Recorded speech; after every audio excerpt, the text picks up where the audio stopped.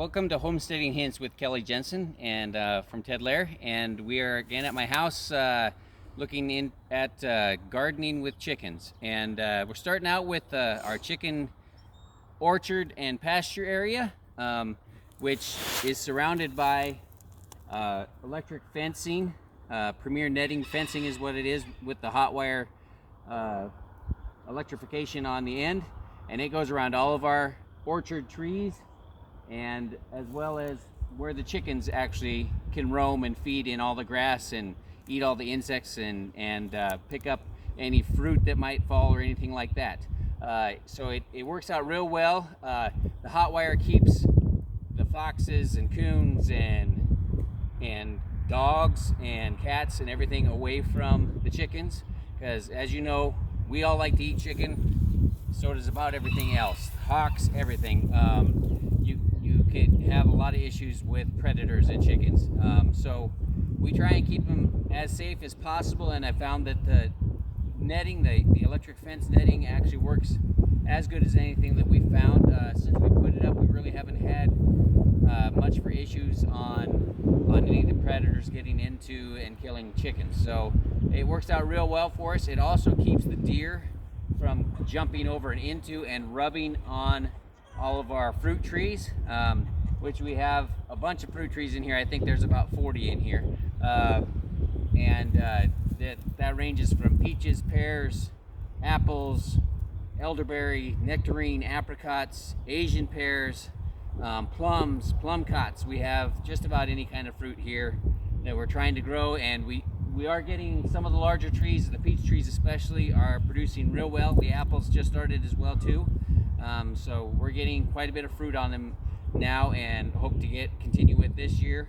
I've got some extra fencing around the outside of the trees to keep the chickens from digging up close, and also at this point it's holding mulch in around these trees. These are all peach trees that I've fenced in with a larger fence, and those are what I'm trying to do is keep the area, the root system, cooler for a little bit longer to slow them down, so we hopefully don't get as much of a freeze on the blossoms when they come out, and actually get a good crop every year. And it's something that I'm testing, that someone had told me works well to keep the fruit trees, the peach trees especially, from blooming too early and losing crops to frost. So that is one of the two reasons why we have the fencing system around the other trees inside the fence. And then again, it's also to keep the chickens from scratching up close, which they do occasionally. Most of the time they mess throughout the entire area, and it's not such a big deal, but sometimes they will get in close to the trees.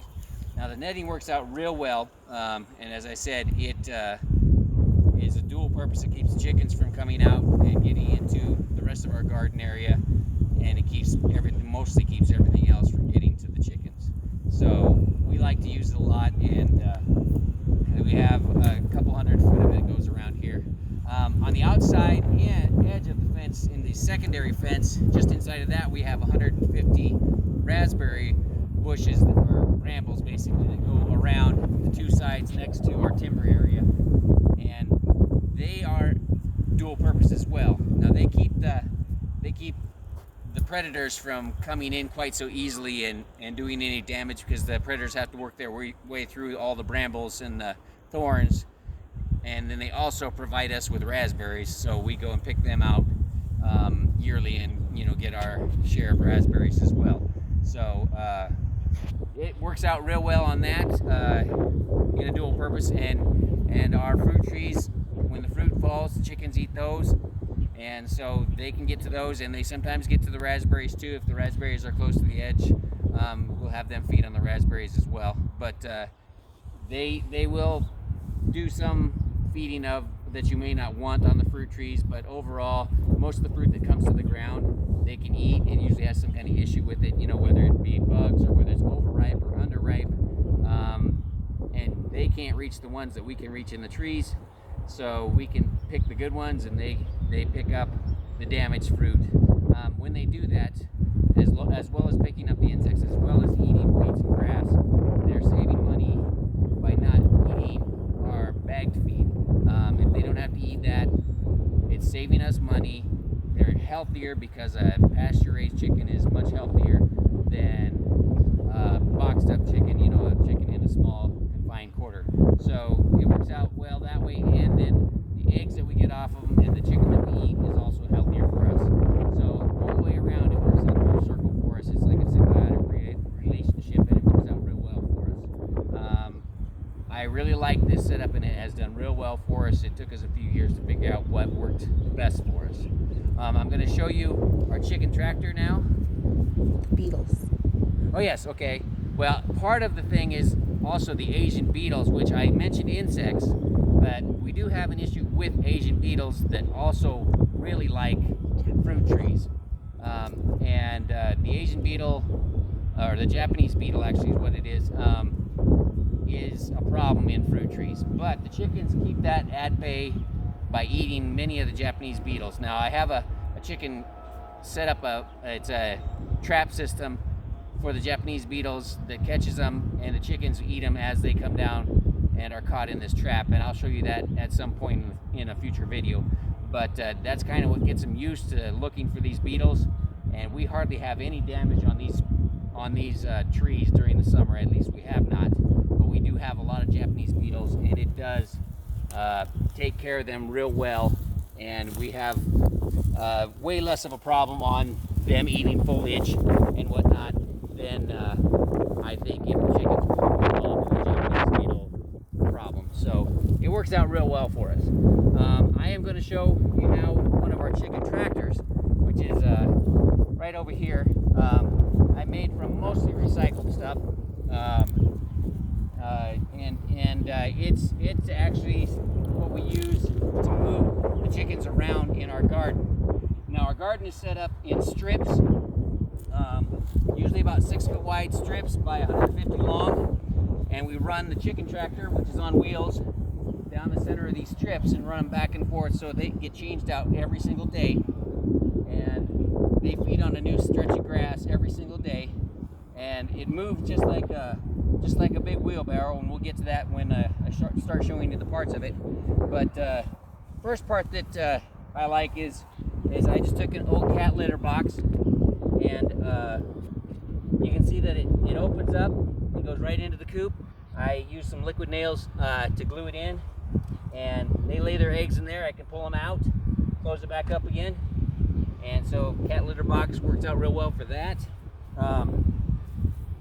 We have some old, it's greenhouse Lexan, which we utilize on the roof.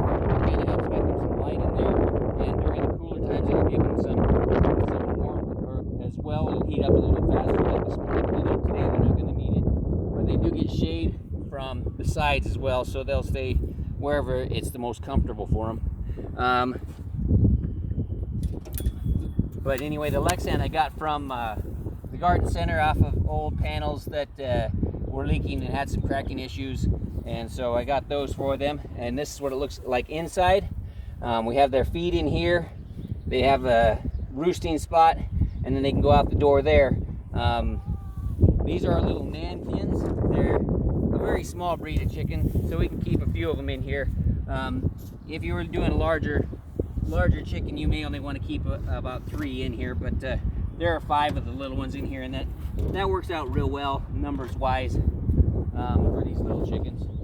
And these sides are made out of old garage door sections.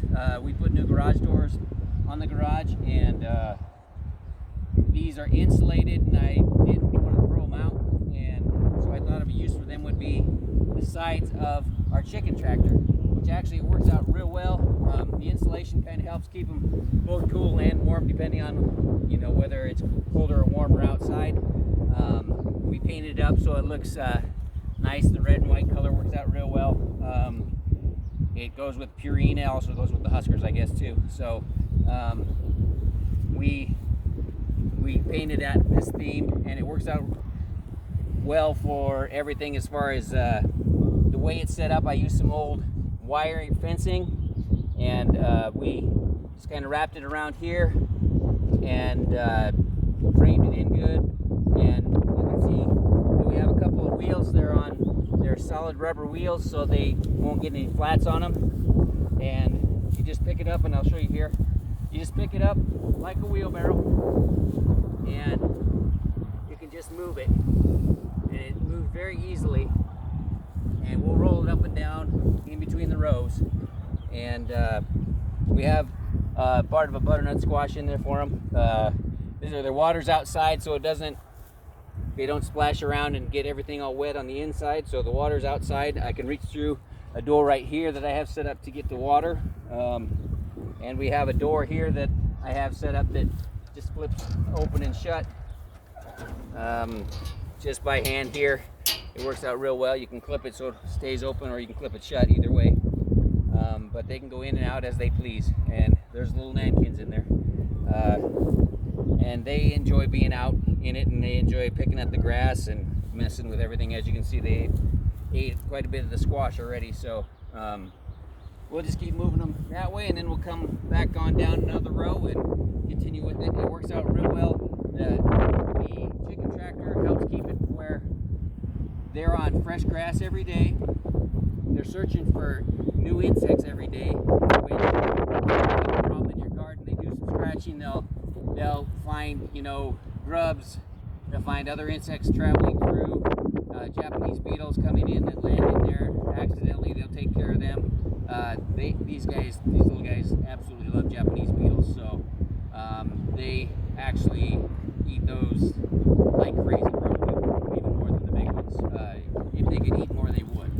But so they take care of a lot of the pest problems. They're going to go ahead and fertilize in the rows, which isn't too much of a benefit for our rows, but we do take from the coops. And as you can see, we took all the straw from this last winter and have put them in the rows here, and we'll till those in when we're ready to till in the next couple of weeks and plant our later stuff. But so the chickens have a tremendous amount of benefit all the way around for us. They provide fertilizer, they provide eggs, they provide pest control, and they just do a really good job in a symbiotic system with what we have.